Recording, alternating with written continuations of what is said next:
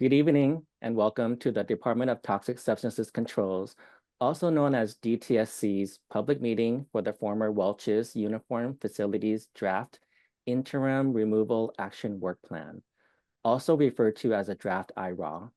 Tonight's meeting will cover the proposed draft IRAW for the site. My name is Chen Xiao. I'm a DTSC Public Participation Specialist. We have Spanish interpretation available. Please select the Spanish option as needed. I would like to inform you that this meeting is being recorded. By participating, you agree to be recorded. Tonight's presentation and Q&A portions of the meeting will include Site Mitigation and Restoration Programs Branch Chief Gregory Schaefer and Southern California Division Chief Ben Stanfill. Ben has an announcement before I proceed. Ben? Hi, I just want to thank everyone who's been reaching out with comments during this public comment period, and want to let you know that we had received a number of requests to extend the public comment period, which we're going to do. We'll also be scheduling another public meeting, and I wanted to make that announcement now. We still want to have our public meeting now for everyone who has registered and who really has set aside the time to be here to hear about the project and to let us know. We want to be respectful of that, and we still want to have this meeting. But up front, at this point, I do want to let people know that the public comment period will be extended. An additional meeting will be scheduled. We have some logistics to work out for that, and I don't want to say anything now that might be contradicted later once we're able to firm up our plans some. But I wanted to let you know, and I wanted to say thank you all for being here. Back to you, Chin. Thank you, Ben. DTSC is one of the 6 regulatory agencies under the California Protection Agency, also known as Cal EPA.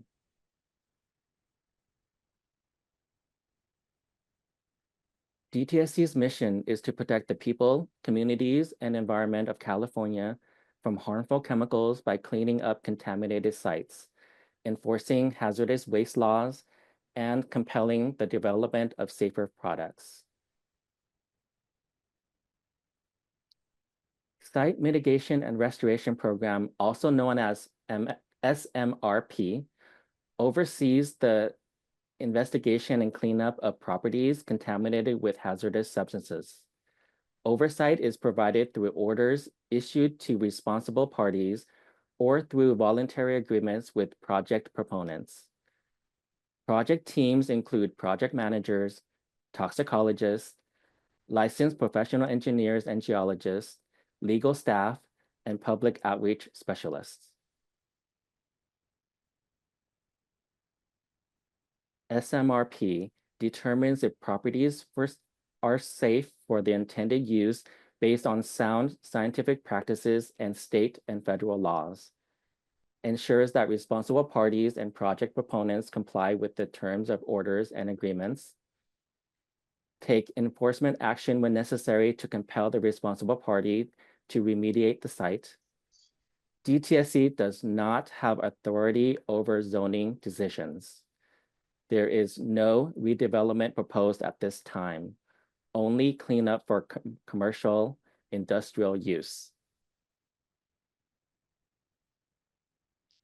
How does DTSC SMRP get involved?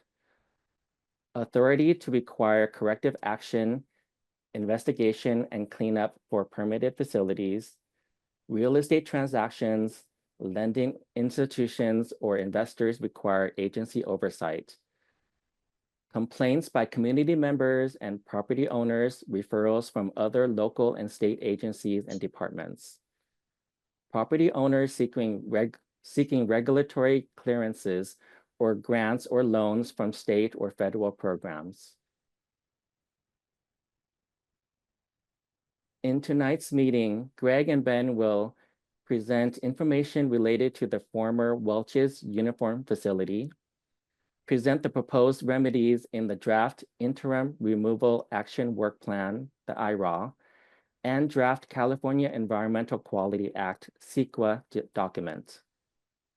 and receive public comments related to the proposed remedies. Meeting guidelines. Be courteous to your fellow meeting attendees and presenters. By participating in this meeting, you understand this meeting is being recorded. You may be muted for background noise. Select your preferred language. Speak clearly and at an even pace to ensure all meeting participants receive the same information. Use the Q&A tab to type questions throughout the presentation. Let's start the presentation. I would like to introduce Greg Schaefer, SMRP Branch Chief. Greg? Great. Thank you, Chin. We can go to the next slide, please. So as many of you, as you may know, and hopefully you all have had some time to take a look at some of the presentations that are available on DTSC's EnviroStore webpage and profile for this project. But like Chin mentioned, we're here tonight to discuss the former Welch's uniform facility and their interim removal action work plan. The image you see here is just the site location with the property, the subject property, being outlined in red. The site is accessible generally along Pasadena Avenue at the intersection of East Avenue 35, and is bound to the north by the Arroyo Seco and to the west by the Metro Gold Line. Some of you, I think, are also familiar with the Avenue 34 project that DTSC is also working on, which is immediately adjacent to the south. Can we go to the next slide, please? I'm going to just go over a brief site history and discuss the polluting use of the property, really the whole reason why DTSC is involved at this property. The site is approximately 2.6 acres. There were dry cleaning operations that were conducted at the site between the 1920s and the 1980s. The property was used for uniform and linen cleaning. The site became contaminated from that use of dry cleaning solvents. And all of the buildings at the site were removed in the early 1990s, along with the above and underground storage tanks that were part of the facility. Next slide, please.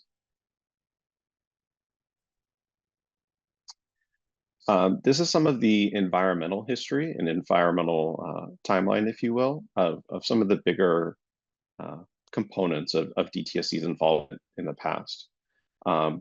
The previous property owner conducted investigations between 2007 and 2013, with the primary contaminants of concern being chlorinated solvents in soil, soil gas, and groundwater. We also commonly call them volatile organic compounds, or VOCs. That previous property owner conducted a cleanup using a technology called soil vapor extraction, which we will also be discussing tonight in a little bit more detail, and implemented that remedy between 2013 and 2015. DTSC certified that remedy in 2016 in conjunction with land use restrictions and groundwater monitoring. And the previous owner is continuing to monitor the contamination in groundwater. Next slide, please. The current owner acquired the property in January of 2023 and entered into a voluntary agreement with DTSC in March of 2023. And the site is currently being used for temporary staging of construction material. Next slide, please.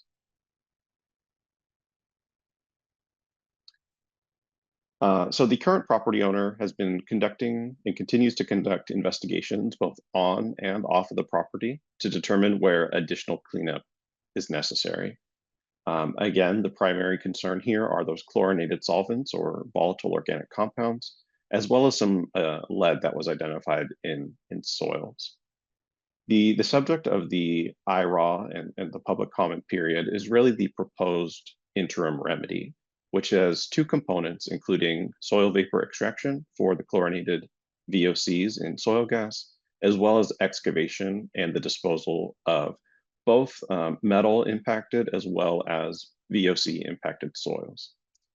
DTSC has determined that the proposed alternatives meet the requirements of a CEQA exemption, specifically a Class 30 exemption, and that draft CEQA document is also available for review under the site's EnviroStore profile. And then the IRA also proposes cleanup goals that are consistent with the commercial industrial standards, which is what the anticipated use would be. Although, again, like Chin mentioned, DTSC does not have a specific use plan, or has not been provided a specific use plan for this property. Next slide, please. So I'm going to break this down into the two pieces, the soil and the soil vapor, and just go over some of the information about what's being proposed. So why is this cleanup needed, and how will it be done? For the soil component, some of the site soils contain lead at levels that are not suitable for commercial industrial properties, and this contaminated soil will be dug up, loaded into covered trucks, and taken to a licensed landfill. The soil is expected to be removed in approximately 7 working days, just about 1 week. And it really involves about 105 cubic yards of soil, or about 6 dump trucks is what's estimated. Chin, could you go to the next slide? And this next slide just shows the target areas for where there were exceedances that were sampled and analyzed by a lab to see where these metal impacted soils are that need to be removed prior to the site's reuse. So you can see there's a box in the upper right, which is the northeast portion of the site, as well as kind of the central portion. And part of DTSC's process for these removals is that once the developer or the contractor goes in and digs this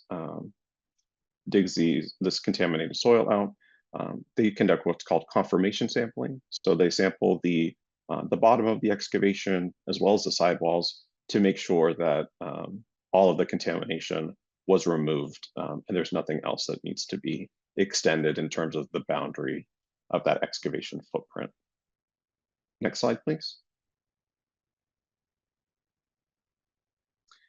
This is the draft transportation plan as well. You can see the site is outlined in a dashed line on the upper right-hand side of this figure.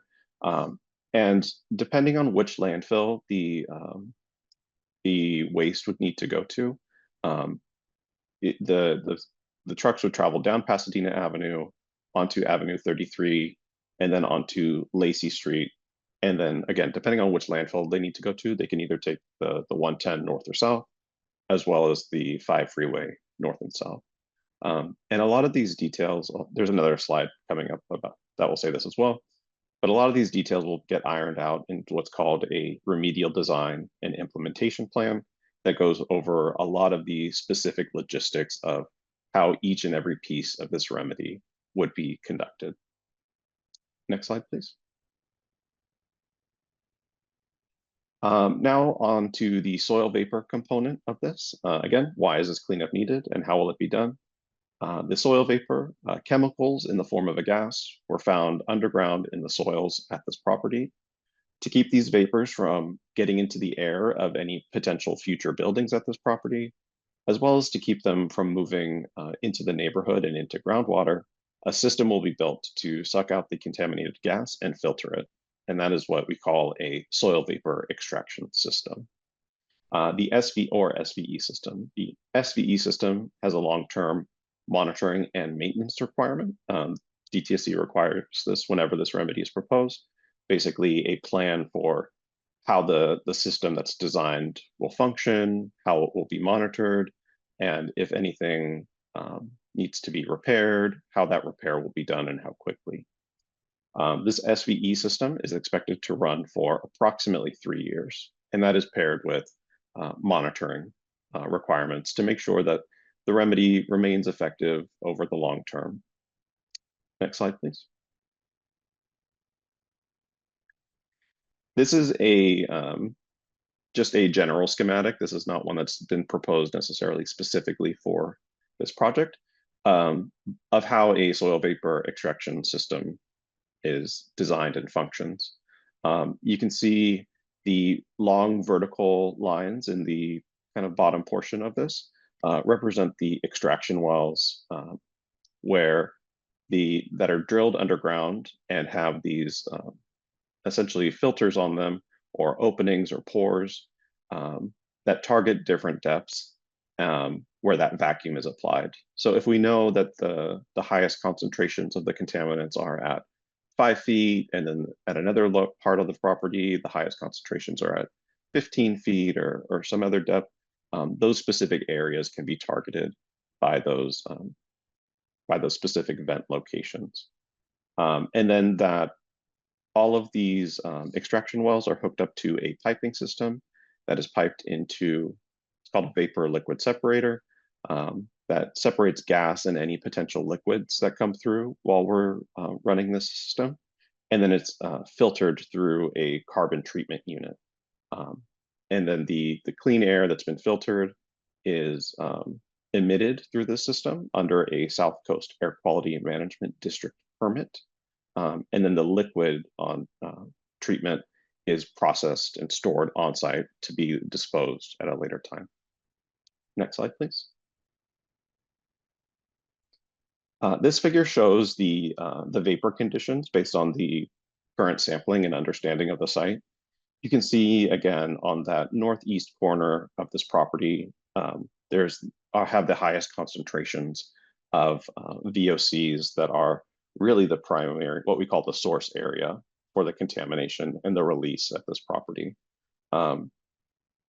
Excuse me, again, the remedial design and implementation plan would provide where these extraction probes would be placed to best target this area.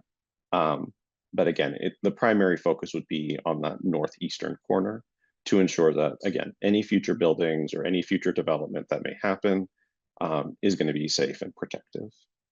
Of course, you'll notice on the kind of southwest corner, there's another circle, what DTSC would call a source area. That is part of the release from the Avenue 34 project that I mentioned earlier, and that is subject to a different cleanup plan by a different property owner. But that cleanup plan will also be extending onto this property to make sure that any releases from a neighboring property are, again, all properties would end up being safe for their intended use. Next slide, please. I did want to briefly mention the offsite characterization that is going to be addressed in a future cleanup plan as well. But just for full transparency, to let everybody know that DTSC is requiring that offsite investigations take place.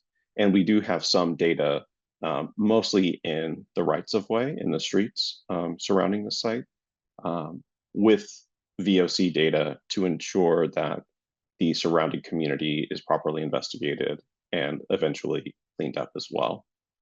Currently, as you may imagine or may know, offsite investigations can take a very long time because you need to approach other property owners and gain access to their properties to sample them. And also just getting access to these streets require permits from the city, and that permit process can take an extended period of time. So I just wanted to, let everybody know and be transparent. We are still working on the offsite investigation, and there is additional sampling planned for, again, we're working through the timeline and trying to get those permits to get the work done, but we're hoping to do additional step-out sampling before the end of this year. Next slide, please. So again, the cleanup goals here are selected to be protective of the future commercial/industrial use scenario. Additional restrictions called institutional controls are already recorded with the property's deed and title to ensure that there are no unsafe reuses into the future. And these restrictions prevent things like residential use, schools, hospitals, daycares, or any other sensitive uses. And they also require soil management provisions and drilling restrictions should any soil need to be disturbed, such as those being proposed in this plan. They also require soil management provisions. Next slide, please.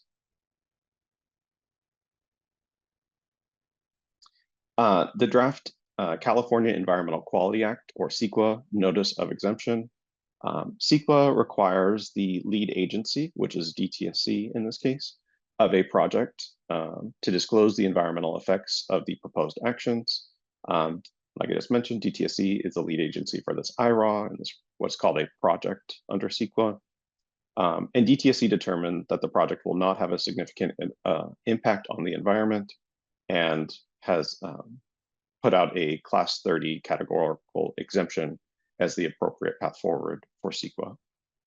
And then that notice of exemption will be filed with the state clearinghouse upon DTSC's approval of the cleanup plan. Next slide, please. Safety precautions during cleanup. Like I mentioned during the soil component of the presentation, the cleanup is estimated to take approximately 7 days for that excavation and then 3 years of SVE. All of the work will be subject to health and safety plans for workers and a transportation plan that will all be discussed and approved by DTSC in that remedial design and implementation plan. Next slide, please. The other component that I wanted to mention is the community air monitoring plan during these excavation activities. That's going to require dust and VOC monitoring in up and downwind locations. And the wind direction and speed measurements, as well as detect any possible detections, will be conducted, or excuse me, will be documented. And if there are any exceedances during that monitoring, the work will either be stopped or adjusted. The earthwork will follow best management practices and be conducted in accordance with South Coast Air Quality Management District rules. That typically includes things like wetting soil as it's being disturbed to minimize dust generation, as well as if there are exceedingly windy conditions, that work may need to be postponed. Next slide, please.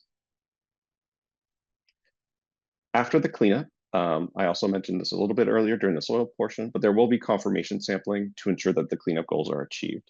That's true both for the soil excavation as well as the soil vapor extraction. So after the approximately 3 years that are anticipated of runtime of that system, DTSC would require that the system be shut down for a period and that conditions beneath the property are allowed to come to an equilibrium. And then DTSC will see whether there are any concentrations that remain in place that may warrant turning the system back on, or whether the site is suitable to be closed. We will also conduct a post-remediation risk assessment, again, to look at the risk of any of all site conditions that are left in place, as well as indoor air assessments of any future buildings, so to ensure that any potential future building be sampled and safe for occupancy, as well as the institutional controls. So those will remain in perpetuity unless the site is cleaned up to a stricter standard, which is not currently being proposed. Next slide, please. This is the community involvement thus far for the IRA. So a community update was mailed out to the mailing list around this site in August, so just over a month ago. The public comment period is going from August 25th, 2025 to September 25th, 2025. Like Ben mentioned, this slide obviously hasn't been updated since some of the conversations that DTSC has been having today. The comment period is planned to be extended beyond September 25th. Similarly, the public Zoom meeting is conducted now, September 18th, 2025. But again, as Ben mentioned, we are planning to have another public meeting for this IRA. DTSC will also send out work notices after any cleanup plan is approved. When the work is about to get started on the ground, DTSC mails out work notices to ensure people in the community that basically just to give them a heads up that, hey, just so you remember, we approved this work plan and the work is planning to get started. Next slide, please. Next steps on site. So we will review and respond to all public comments submitted on the IRA. We will update the IRA based on any comments received. The remedial design and implementation plan will subsequently be submitted for DTSC's review. We will ensure that any of the approved remedies from the updated IRA achieve the cleanup objective. Basically, that the remedial design and implementation plan is going to achieve the goals that are set out in this IRA. And at the end of the cleanup, again, approximately 3 years from now, certify that the site is safe for its intended use. And then there will be ongoing public engagement activities such as work notices or potentially other community updates or other opportunities for communities' voices to be heard. Next slide, please. I mentioned some of these already, but some of the next steps offsite. The offsite cleanup is not part of this interim RAW and will be completed separately with additional opportunities for community engagement. So anytime a cleanup plan comes by DTSC's desk, it is a requirement that DTSC provide an opportunity for public input. So that any additional cleanups that happen off the property would be subject to another public comment period. And also, as I mentioned, we're going to continue to oversee the investigation of soil vapor and indoor air investigations at nearby properties, again, hoping to get those done before the end of the year. And then we will also evaluate any potential exposure pathways and potential risk to offsite receptors. Next slide, please. All right, that concludes my presentation component of this meeting. For more information, you can go to the site's EnviroStore profile. There's a link included here with the web address, as well as a QR code that you can scan. The DTSC contacts, there's supposed to be another contact here in the second box, but the DTSC's project manager, Luis Davis, is available to receive any written public comments. You can send them to his email address, luis.davis@dtsc.ca.gov. And then I believe Elsa Lopez's name was supposed to be on the other box here, but she is our public participation specialist, and she could also receive written public comments via email. We can share her email address maybe in the chat or after this meeting to all the registered attendees. All right, that's it. Back to you, Chin. Thank you, Greg. The DTSC project team includes Jose Diaz, Unit Chief, Luis Davis, Project Manager, C.Y. Zhang, Senior Toxicologist, Wendy Arima, Senior Engineering Geologist, Farouk Ahmad, Senior Hazardous Substances Engineer, Elsa Lopez, and myself, Chin Xiao, Public Participation Specialist. I would like to take this time for questions and answers. Please type your questions in the Q&A tab. We will not be using the chat function. We will take your questions in the order they came in. Click the raised hand icon if you'd like to ask your question verbally. If you are calling in, press *9 to raise your hand and press *6 to unmute.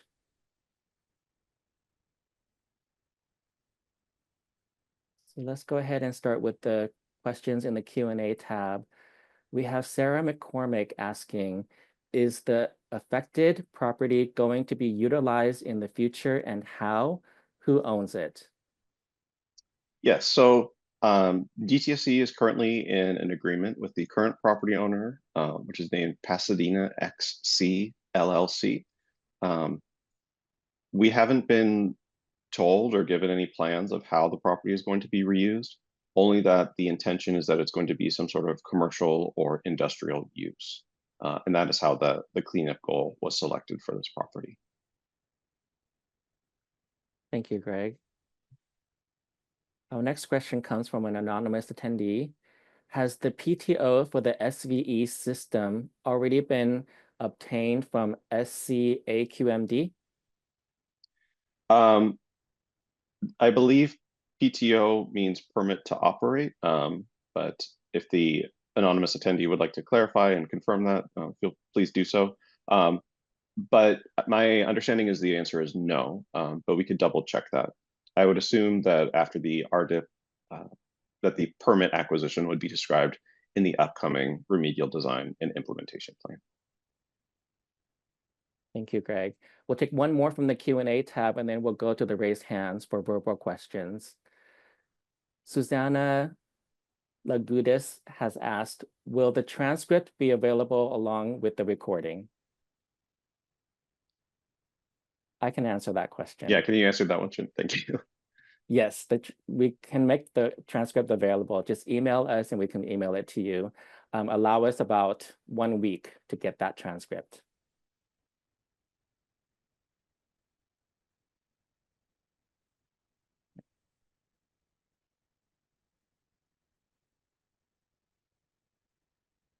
So for the raised hands, Mr. Michael Hayden, can you go ahead and unmute yourself and ask your question, please? Hi, I actually don't have a question at this time. I have a public comment. Will that be coming later? No, you can state your comment now. It will be recorded with the transcript and this recording. Very good. Okay. Thank you. My name is Michael Hayden, president of Lincoln Heights Community Coalition, and I object to this cleanup plan for its lack of concrete steps to characterize and clean up the toxicity that we know has moved offsite from the Welch's lot and threatens homes and Hillside Elementary across the street. These toxic underground fumes were confirmed more than a year ago to be at concentrations above residential screening levels offsite, and yet DTSC has not required any more testing or prepared a cleanup plan in all the time since then, and this plan also does not include that. Splitting off the offsite investigation from this plan is a scheme to evade CEQA, evade full environmental review, save the developers money, and deny the public their rights under California law. The lot in question is empty. It has been for decades, and there are no immediate plans to develop it. So DTSC needs to reprioritize testing and cleaning offsite first, where the public is actually threatened by toxicity, and not rush to clean an empty lot that DTSC has known since the 1980s is a toxic site and has been spreading toxicity into our neighborhood for 100 years. I live on Avenue 34, 1 block away from the Welch's site, on top of the toxic plume coming from a former illegal toxic waste dump on the same block as the Welch's site. At Avenue 34, DTSC similarly approved a RAW 4 years ago, a plan that also employed the same scheme to not include requirements for offsite testing or cleanup, despite public comment urging that. And 4 years later, we've confirmed that the toxic plume has traveled underneath all our homes and threatens us with vapor intrusion, but DTSC has still offered no remedy proposals. That must be corrected, and we must not allow the Welch's site to follow this same pattern. And our entire community is disturbed that DTSC's former chief legal counsel, Amelia Glickman, is acting as this property owner's lobbyist. This is a conflict of interest. She's negotiating with her own former coworkers on behalf of a private business to keep their costs under $1 million in order to evade their responsibilities under CEQA and against the interests of the public. And I also want to honor one of our neighbors on Avenue 35, Mr. Zavala, who passed away from cancer last year after living on this block for decades. He was a vocal advocate for testing this block and blamed the Welch's site for his own illness. My uncle worked on the Welch's block in the 1980s and has suffered from debilitating diseases ever since. And former Hillside school teachers blame Welch's for their high cancer rates. Neighbors have called this the sick land for decades. DTSC, however, has never, until last year, investigated offsite impacts, even despite recommendations from its own staff decades ago. DTSC needs to discontinue this shameful pattern, and our community is demanding that offsite characterization and cleanup be part of this cleanup plan. Thank you. Thank you, Michael. I forgot to mention earlier, I apologize, that we're going to have a 3-minute limit. So if you exceed the 3 minutes, we can go back in line and then we can have you come ask again. Next person in line is Jane Williams. Jane, go ahead and unmute yourself and ask your question. Okay, I don't have any questions. My comment is that this site is already a rebound site. It was already cleaned once before, and the department said it was clean. And then we pressured the agency to go in and do both offsite testing and onsite testing, and it is not clean. So this community has now suffered from offsite contamination from the Welch's property for decades, 4 decades at least.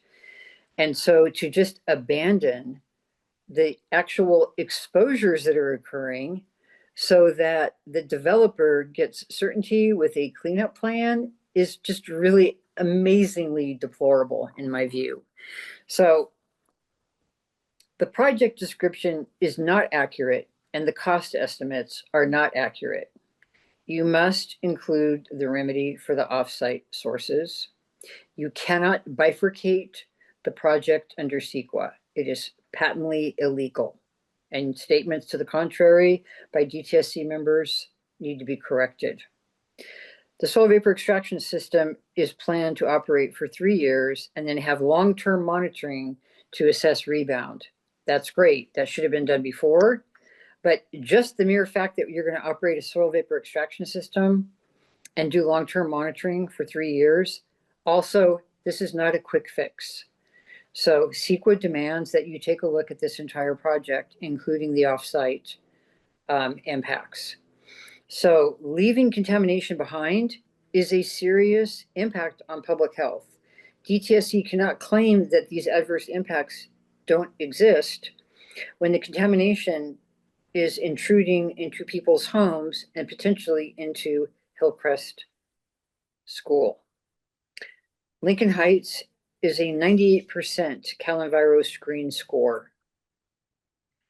The property across the street is an analog to this piece, where after 5 years of working on the Avenue 34 site, we still do not have a remedy in place to stop the soil vapors that are toxic from intruding into people's homes. So the department needs to go back and renegotiate this voluntary cleanup agreement, or needs to take this site out of the voluntary cleanup program and just issue orders. So I think it's been almost 18 months. Williams. It's been almost 18 months and the offsite contamination is still not investigated. So I appreciate the opportunity to give these comments, and I look forward to the next hearing. Thank you, Jane. We'll take one more raised hand and then we'll go to the Q&A tab. Angela Gonzalez, go ahead and unmute and ask your question. Yes, hi. Thank you so much for this opportunity to speak. My name is Angela Gonzalez Torres. I am a lifelong community member, and I went to elementary, middle, and high school in Lincoln Heights. I am also a candidate now for Congress in this district because we deserve better than the way we are treated now. And I'm speaking as an individual. This Welch's site is so important to look at. And I really want to honor the work as well of the nearby residents that just spoke and who spent their life fighting for environmental justice and just poured hours into uncovering the toxic history of this site and to really work toward protecting our communities.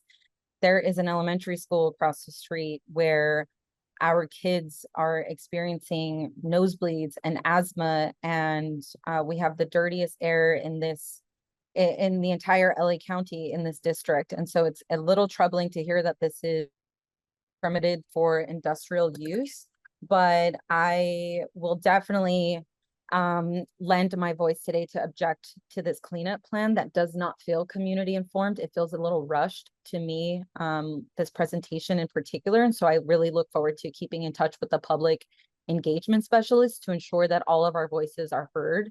I just found out about this meeting, so I wish that there was a little bit more outreach, because on behalf of the kids at Hillside Elementary School, we need to urge a full CEQA review, and we need to prioritize offsite testing and cleaning. The school is also across the street or in the middle of just a dense residential area. And we just lost an elder who had stomach cancer from eating fruit growing from a tree that he did not know was rooted in toxic soil. So we can literally save lives by being very mindful here, and we need your help as the Department of Toxic Substances Control. And just to kind of emphasize again, we need offsite testing now. So I guess that is my public comment, but my question is, how can we make sure that that is prioritized? If you guys have an answer for that, I know that you're expanding public comment, but do you have an answer on how we can advocate for offsite testing immediately?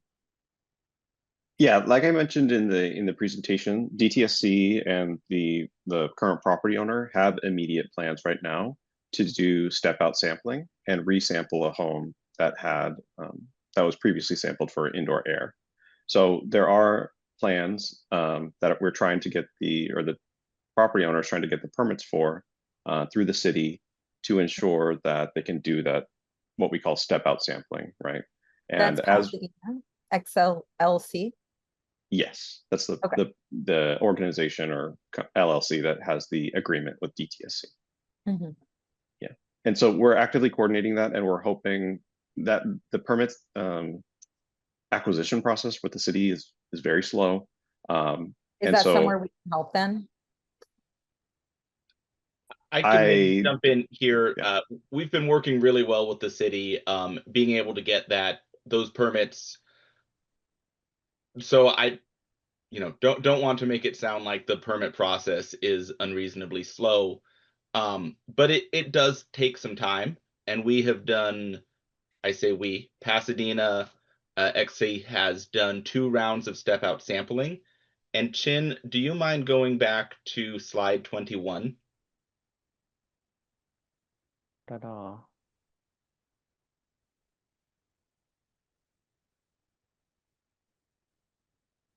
There. Yeah, so these results are still under review by DTSC, but looking at these lines, the outermost line that says 15, that is our residential screening level for soil gas. Mm-hmm. And so looking at the results that we have thus far, we are very near being delineated in soil gas for VOCs. But we think there are additional step outs needed, and we need to collect that data before the full extent of the offsite treatment can be defined. So Pasadena XC and DTSC are actively working on this. And hopefully that helps answer some of your questions, because it is near the residential screening levels. Thank you, Ben. And thank you, Angela. I see that Sarah McCormick has questions typed in the Q&A, and your name is raised. Sarah, do you want to unmute yourself and ask your questions verbally? Hi, yes, thank you so much for the opportunity. Thank My you. name is Sarah McCormick. I am a resident of Avenue 35, and I just want to say that I agree and share the same concerns as the prior speakers, Jane, as well as Michael Hayden. I think it's very telling that there was a comment saying we when you were actually referring to the property owner instead of DTSC. I think that is very telling when it comes to what that relationship is. And I don't think that's appreciated. I don't think that that is professional. And I also think that that is showing us all a lot about the toxicity of the relationship between the property owner as well as DTSC. I also want to say that as someone who lives on Avenue 35, the offsite testing is absolutely mandatory. And I think that it is absolutely atrocious that that is being pushed off to a later date with absolutely no information or confirmed details about how, when, where, who that will happen, how it will happen. I also think that there needs to be a forum where each one of these public comments is responded to individually with responses. Oftentimes, these public comments are here, they're out, and they're in the open, and we never ever get any adequate responses or responses at all. So I do think that this entire cleanup plan needs to be reevaluated there are too many open questions. This is too narrow of a scope, and it's very unclear what the actual driving force is behind this cleanup. Is it to actually improve the lives of the people who live in this area? Or is it to clean up a property for a private owner so that they can develop something here? I think we have seen this time and time again in this neighborhood. And I really think that the people at DTSC should really take a hard look in the mirror and look at what they are standing up for, what they are vocalizing, and what they are proposing, because it is obviously at odds with the community. I also agree that the community should have given much more notice. I live literally up the street from this property and just found out about this. I do think that that is a good way to not have public comment and not have people be aware of what's going on and what these plans are. And I do know that this property has been handled this way before, and we're not seeing any of the results. Thank you. Thank you, Sarah. Okay, in the Q&A, Sarah asked, what is the Class 30 exemption? The Class 30 exemption is a category of exemption that is in the CEQA law in California state law. And it provides for an exemption from a traditional CEQA analysis if certain criteria are met. And you can see what those criteria are in the draft CEQA document that's available on EnviroStore under the Community Involvement tab. Thank you, Greg. Anonymous has asked, when do you anticipate the dig and haul will be conducted?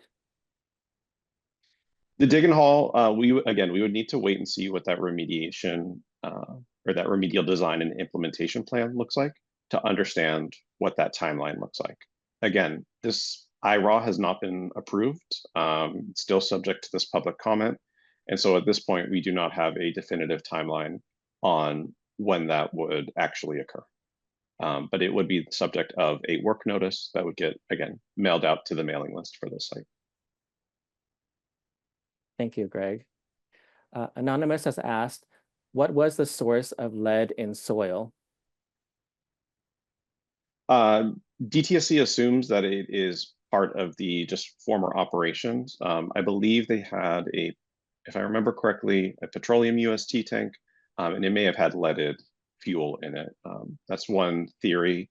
I don't think we have a really strong understanding of exactly what the source is because they are a little sporadic throughout the site. So as that figure showed, there's one area kind of in the northeast corner where they did have some of the tanks. And then there's another area kind of in the center of the property. So that's the best information that DTSC has on the actual source of that lead. Thank you, Greg. Sarah McCormick asks, when was the last time this process was done in this site, if ever? This process being public comment? I assume that means public comment and public meeting. Sarah, feel free to clarify if in the chat if you are able to. But this site did have a previous cleanup plan I'm looking at the dates on EnviroStore in 2012. Greg, I can jump in real quick. The last time the RAW underwent a public comment period was from September to October of 2012. So there was a RAW previously approved right around that time, and the SVE that was subject of that RAW operated from 2013 to 2015. Thank you, Luis. Thank you, Luis. Nelson Grande asks, have any health risk assessments been conducted or commissioned for families living nearby or for the students at Hillside Elementary? DTSC is currently reviewing the data on the offsite investigation that was presented in that slide 21 that we went back to. And I believe that we've only been looking at what we call a screening level risk assessment. And DTSC is still, that document is still under DTSC's review and has not yet been approved. Thank you, Greg. We'll go back to the raised hands. Next is Jasmine Garcia. Jasmine, go ahead and unmute yourself and ask your question. Great. Can you hear me? Yes. Yes. Good evening. you. My name is Jasmine Garcia, and I serve as a Community Affairs Deputy for LAUSD School Board member, Dr. Rocio Rivas. We are deeply concerned that the current draft removal action work plan does not address offsite contamination impacting this vulnerable community, particularly given its proximity to Hillside Elementary and surrounding neighborhoods. Early 2024 testing revealed toxic underground vapors at levels exceeding state health protective limits, yet no further offsite testing has been conducted. We strongly urge DTSC to extend the public comment period to allow time for translation, outreach, and thorough community review, which I heard during this meeting that you all will be extending the public comment period. Additionally, we urge DTSC to reject any cleanup plan that does not include full offsite characterization and comprehensive remedy to ensure the health and safety of families in our community. Thank you. Thank you. Next, we have Fernanda Sanchez. Fernanda, go ahead and unmute and ask your question. Hello, my name is Fernanda Sanchez. I am the president of the Lincoln Heights Neighborhood Council. We have opposed this project along with Avenue 34 since the beginning of this process, but we recently passed a request for action letter dated September 4th, urging for DTSC to continue with the testing of the off-site contamination. And after hearing this presentation, I have to say I'm really disappointed to hear that we are splitting both of the plans in order to avoid any sort of CEQA regulation. I think that every planner on this project is very well aware that the community is suffering from serious health issues to the point of death, and we are still not taking this sort of testing seriously. I find it really disappointing to also hear that a former DTSC employee is lobbying for the developer, and I would like to confirm if that's true. If it is, that is a serious conflict of interest, and I'm afraid that that would invalidate any sort of plan that has already been adopted. I think that it's also really suspicious that this sort of thorough testing is happening for a possible industrial site when I believe what ended up happening was the Arroyo Seco cast for some sort of neighborhood plan was updated where this can no longer qualify as an industrial site. I would like to also confirm if that's true or if that was just some sort of political performance.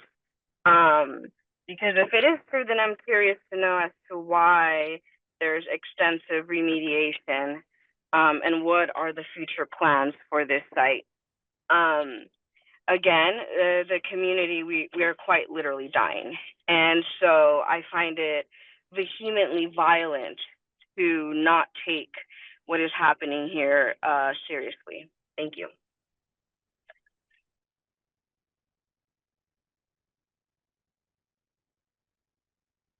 Thank you, Fernanda.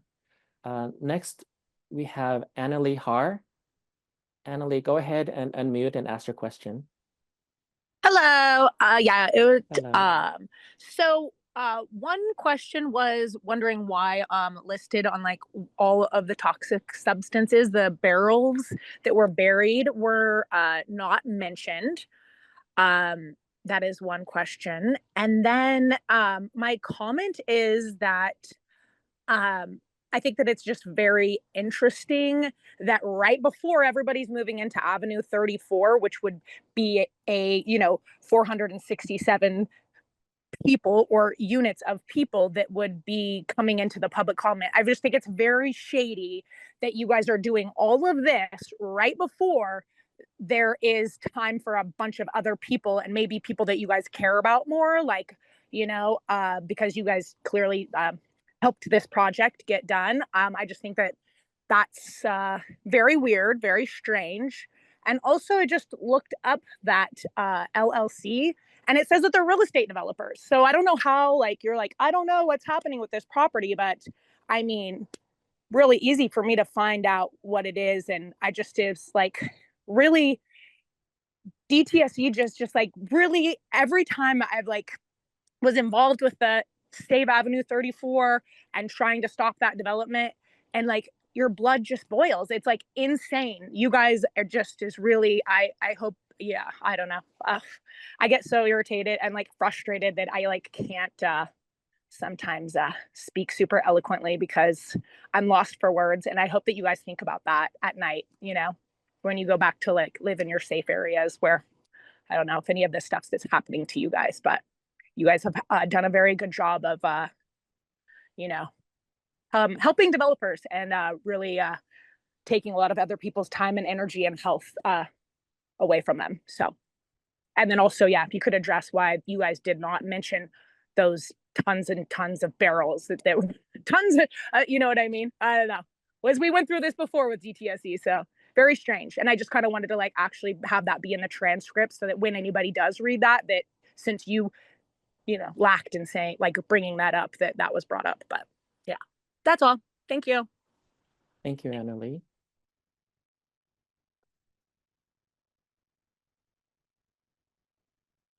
Greg or Ben, did you want to address the barrels? You know, regarding the barrels, you know, during Pasadena XCs, and I apologize, Sarah, that is a point well taken in your previous comments. But during the previous investigations, we did not find, Pasadena XC did not find evidence of buried barrels at the Welch's site currently. And we really have to look at the data that has been collected and base our decisions off that as to whether to approve the interim raw or not. But we appreciate you bringing up the potential for those barrels. We have not seen evidence of them from the current investigations that we have, but it's something for us to reconsider as we're looking at this. Thank you. Thank you, Ben. Going back to Fernanda's comment question, is a former DTSC official now lobbying for the developer?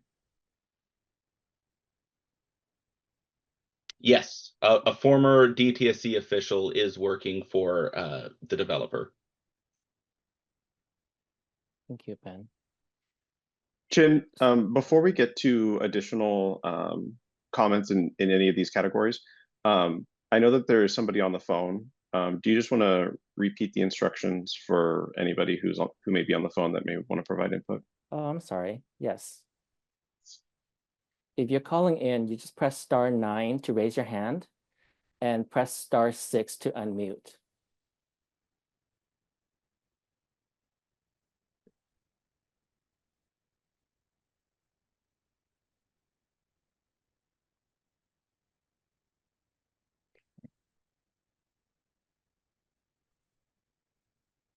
So Sarah McCormick asks, will you respond to these public comments today? Where can we see those responses to the many open questions and objections?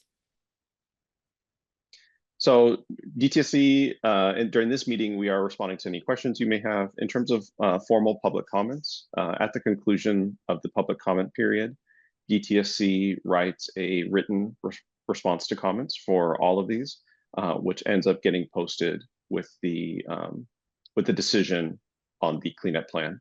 And so that would be forthcoming in the future at the conclusion of the comment period, once DTSC has received all comments on this cleanup plan. Thank you, Greg. There was a follow-up asking, who is the former DTSC lobbying?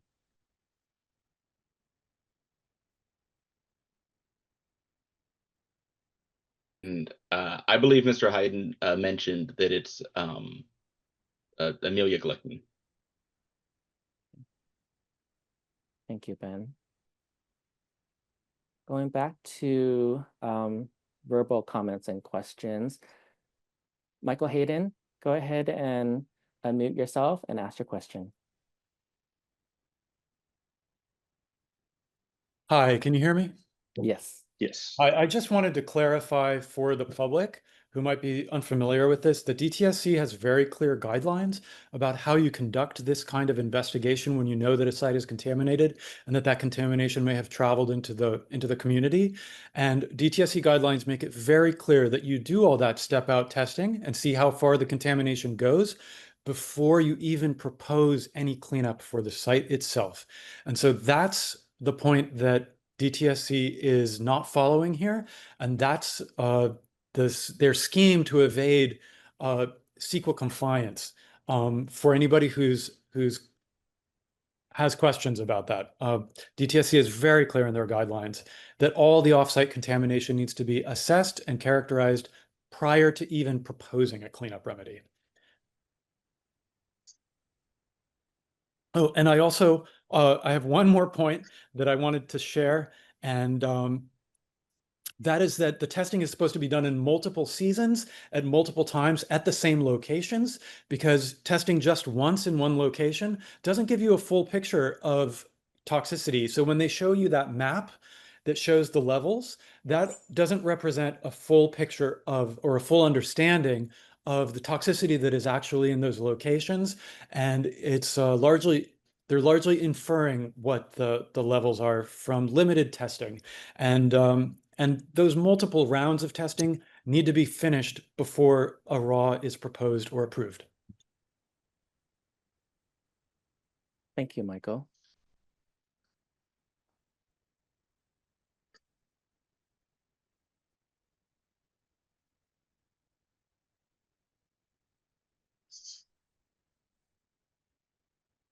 Annalie Har has a comment, also another comment. The last time there was a cleanup, it looked like it snowed all over the neighborhood the entire time. I have many videos and photos, so hopefully you have a more thorough team this time.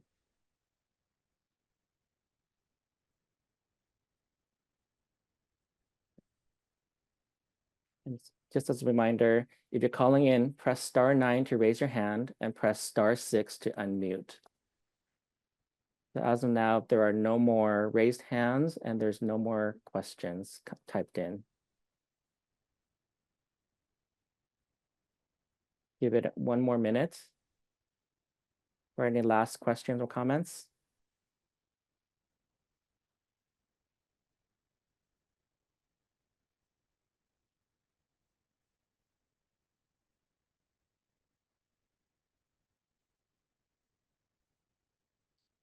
Nelson Grande asks, how has the councilwoman helped with moving the permits along faster? Ben, do you want to? Yeah, we've been in regular communication with the councilwoman's office and officials with the city of LA to help expedite the permit process and collect the offsite samples. It's not only in the right of way, but also working with property owners to obtain access to their properties. So it is a lot of conversations. It can take a while, but everyone on the city side has really been working with Pasadena and us to help move the offsite investigation along as fast as possible. Thank you, Ben. Sarah McCormick asked if we can repeat the name of the lobbyist. Is it Amelia? Yeah, Amelia Glickman. Thank you, Greg.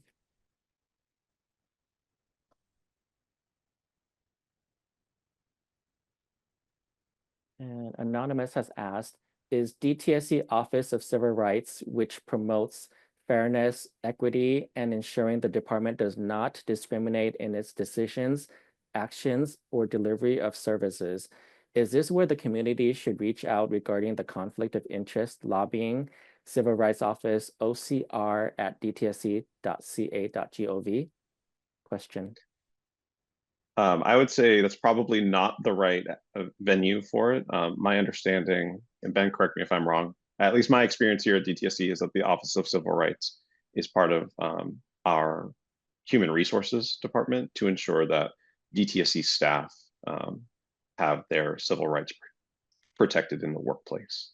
Yes, please direct those comments to Luis or the normal public comment process, because that will make sure that they are attached to the site and raised to the appropriate people. Thank you, Ben. We have a comment from Carla Juarez. It's quite a lengthy comment, but I want to read it because her phone died. She states, "My apologies for typing this. My phone died, but I needed to share my voice. My name is Carla Juarez, and as a staff member and parent advocate at Hillside Elementary and a constituent of Lincoln Heights, I am deeply concerned that our community is once again forced to live through this nightmare.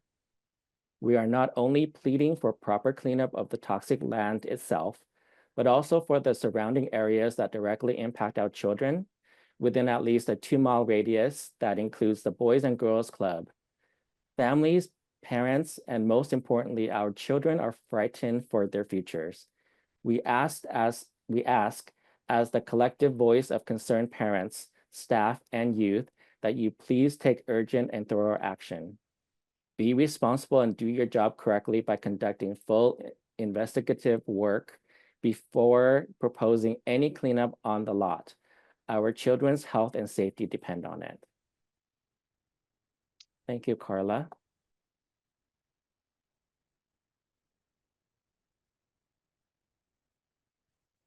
Sarah McCormick, your hand is raised. Go ahead and unmute and ask your question.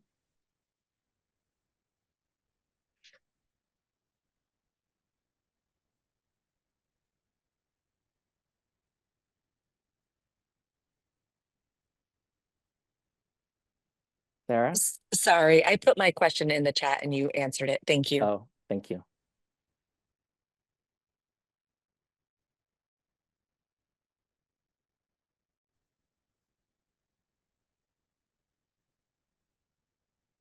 Carla Juarez, your hand is up. You want to unmute yourself and ask your question?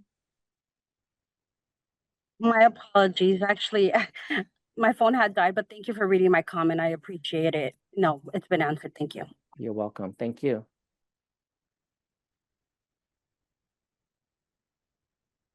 Okay, there are no more raised hands and no more typed in questions. One thing I just want to ask, I know there were a number of comments that may have had multiple questions. If there was something left outstanding, please let us know, either through raising a hand, retyping it into the Q&A, or submitting public comments on the document. I think we tried to be responsive, but we certainly could have missed something. And so if there is something that we didn't respond to during this, please feel free to repeat. Thank you, Ben.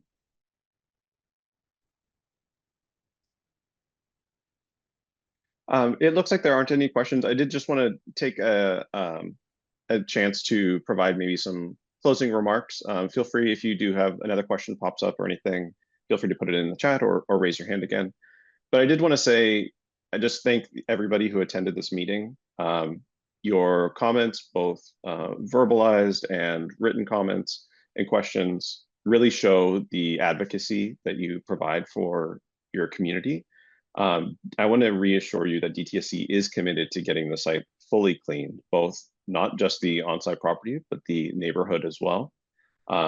We tried to explain some of the difficulties with the offsite investigation and let you know that that work is still pending, but we totally hear you when you say that your preference is for a full cleanup to be proposed at the same time. I also want to let you know that this is not the end of the conversation, and it doesn't have to be, regardless of whether there is a document that's available for public comment or not. All of us, myself, Luis, Ben, and our public participation staff that help us through all of these things. This is our job, every day, 5 days a week. And you can reach us at any time through our email addresses. So this, like I said, this doesn't have to be the end of the conversation, and I truly look forward to engaging with you further on these documents, as well as making sure that your concerns are addressed fully as to the extent possible. Thank you. Thank you, Greg. One more raised hand. Michael Hayden, go ahead and unmute yourself and ask your question. Thank you. I would just like to ask a question. You know, what will DTSC do about the unresolved and unremedied toxicity affecting neighbors on Avenue 34? And how can we be assured with, if you split these plans into two different RAWs, that DTSC is not following the same pattern that they did at Avenue 34, where 4 or 5 years later, we still don't have a remedy? I'll take this, Greg. I can't speak directly to Avenue 34 right now on this call, but I would like to reach out to you and talk to you privately on that. But for the site in particular, is that during the Avenue 34 RAW, as you mentioned, no off-site testing had yet occurred. Whereas for Welch's, that process has already started, and DTSC has made it clear to the property owners that this would be required for from the beginning of this process. And again, that some of that's in the future, and I'll acknowledge that some things didn't go well necessarily on some other projects in this area. So it is a big ask to trust us, and I understand that. But I do want to appreciate that everyone here who is showing up, who is letting their voices be heard, that does make a large difference to us. And in some ways, in a response to Avenue 34, we've started that offsite process already, and I wish you didn't have to, but I do appreciate your advocacy in making sure we keep to it. If I can just add, one huge way to restore trust is to follow your own department's guidelines and to incorporate offsite testing, offsite characterization, and offsite cleanup into the removal action work plan for the Welch's site. That'll go a huge way in restoring trust with the community. Thank you. Thank you, Michael. Then Sarah wants to know, this is a public comment, why speak privately?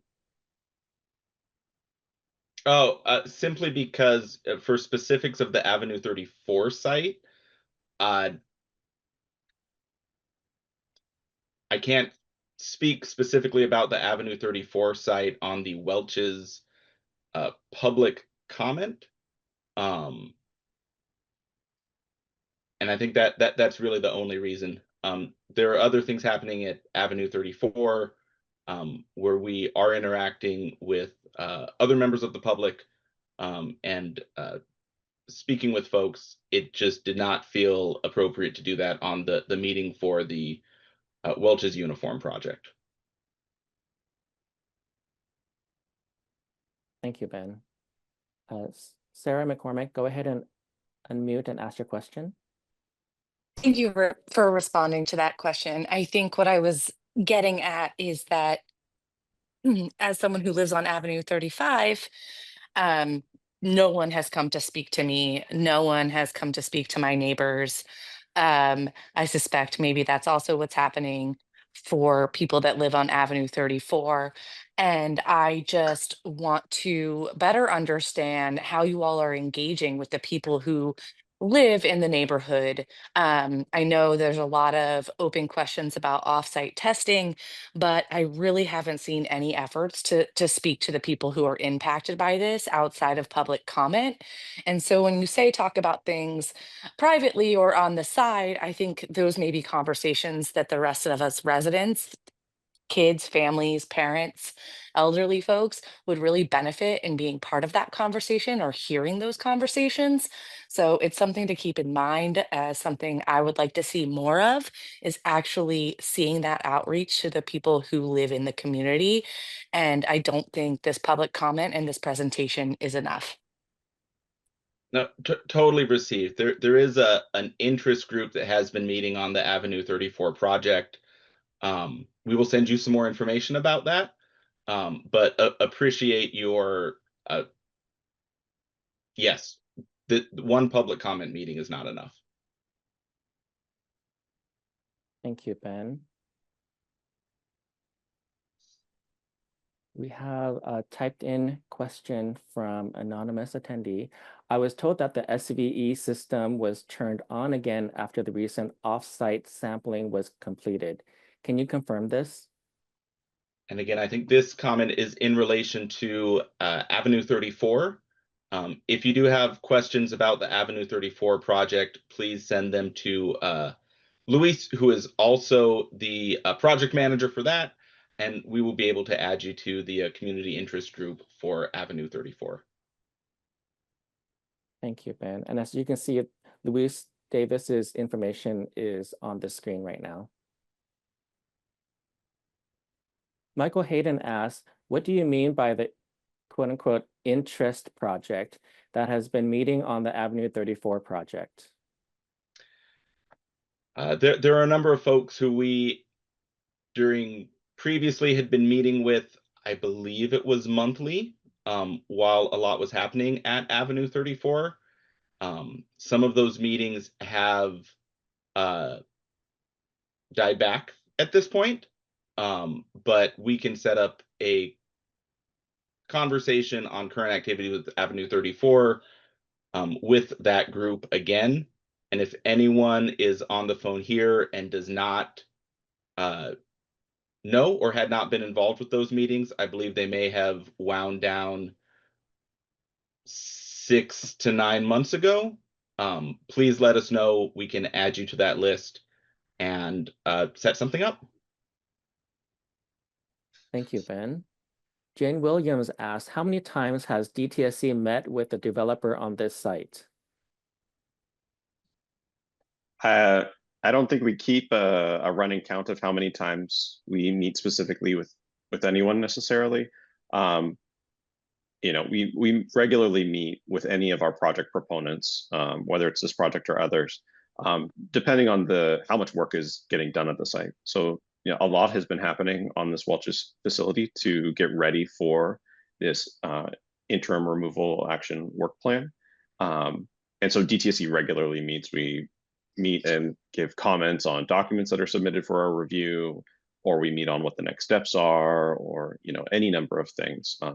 So we've met, to answer the question directly, we've met a lot, but I don't have a strict count of how many times that is. Thank you, Greg. Carla Juarez, you have your hand raised. Go ahead and unmute yourself and ask your question. Thank you. Yes, I just want to make sure that you guys add me to that list that you guys are talking about, that I would like to be part of those meetings so I can bring back to my school and to my fellow parents and keep them updated on what exactly is being discussed behind our community. Thank you, Carla. Michael Hayden, you have your hand raised. Go ahead and unmute yourself and ask your question. Hi, this is partially addressed to Sarah McCormick's comments about public outreach. And I wanted to share that I've spoken to 2 neighbors on Avenue 35 who were reached out to by the developers' representatives regarding testing of their buildings, and who said they don't have to have their buildings tested, and that from those conversations they felt dissuaded from inviting the state to come in and test their buildings.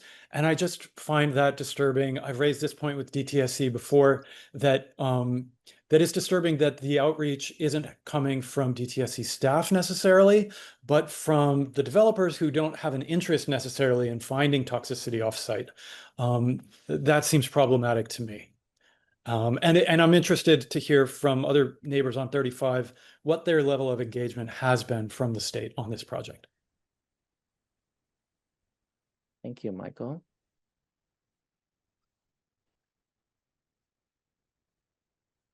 Are there any more questions, whether verbally or typed in?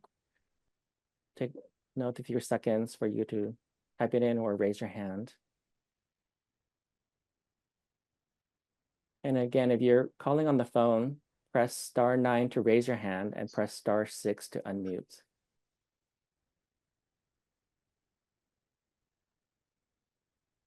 Okay.